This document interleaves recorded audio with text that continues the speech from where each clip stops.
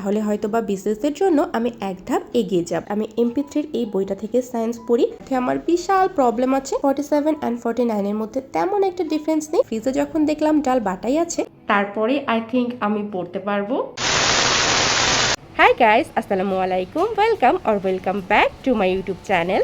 Guys, আজকের ভিডিওটাও হবে একটা ফুল ডে স্টাডি ব্লগ। এখন বাজে 7:45 অ্যান্ড আজকে তো আমি পুরো এভারেস্ট জয় করে ফেলেছি, বিকজ আমি এত সকালবেলা উঠেছি। আই নো আপনাদের অনেকের কাছে এটা অনেক বেশি দেরি মনে হবে, বাট আমার মতো একজন মানুষ যে রেগুলার 10টা 11টায় উঠতো, তার কাছে এটা অনেক বড় একটা জিনিস। সো আমি বাইরে কিছুক্ষণ হাঁটাহাঁটি করলাম অ্যান্ড এখন আমি যাব পড়তে। প্রতিদিন সকালবেলা উঠে আমি জাস্ট একটাই কথা ভাবি, আজকে যদি আমি এক পৃষ্ঠাও বেশি করে পড়তে পারি তাহলে হয়তো বা বিসিএস-এর জন্য আমি এক ধাপ এগিয়ে যাব। হাতে সময় খুবই কম আর সিলেবাস অনেক বেশি, বাট কোনো কিছুই কিন্তু অসম্ভব নয়।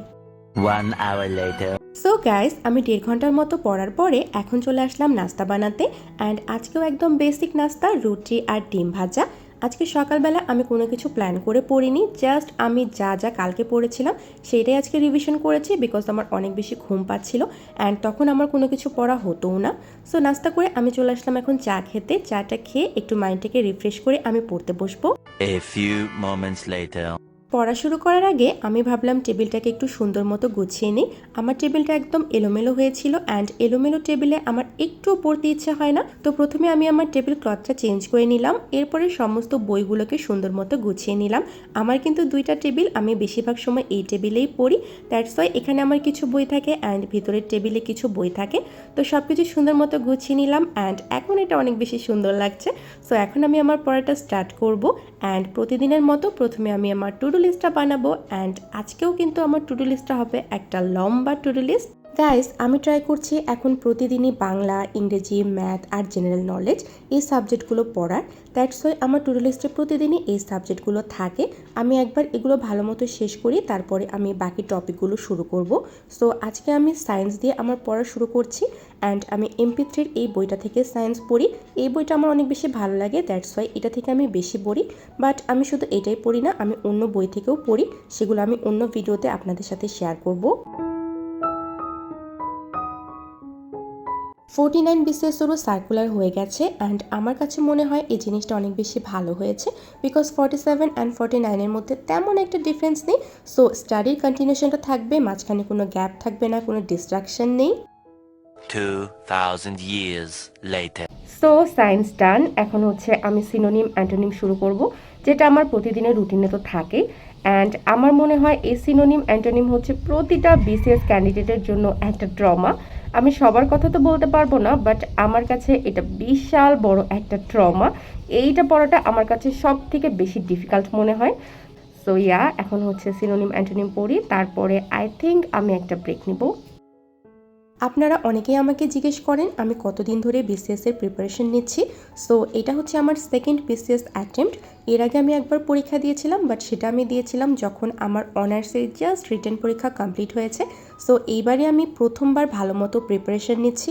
2 hours later.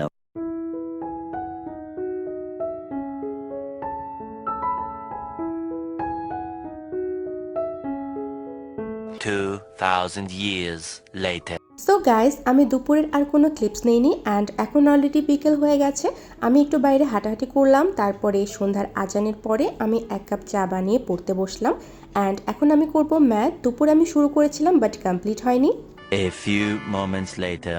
পড়তে বসলে আমার শুধু ক্ষুধা পায়, সো আমি একটা শর্ট ব্রেক নিলাম অ্যান্ড হালকা নাস্তা করার পরে আমি আবার পড়তে বসলাম। সো আমি অনলাইনে কিছু ম্যাথ ক্লাস অ্যাটেন্ড করছি। আমি আপনাদের সাথে আগেও শেয়ার করেছি যে ম্যাথে আমার বিশাল প্রবলেম আছে। সো আমার রেগুলারই অনলাইন ক্লাস অ্যাটেন্ড করতে হয় অ্যান্ড কোয়েশ্চেন সলভ করতে হয়। Later.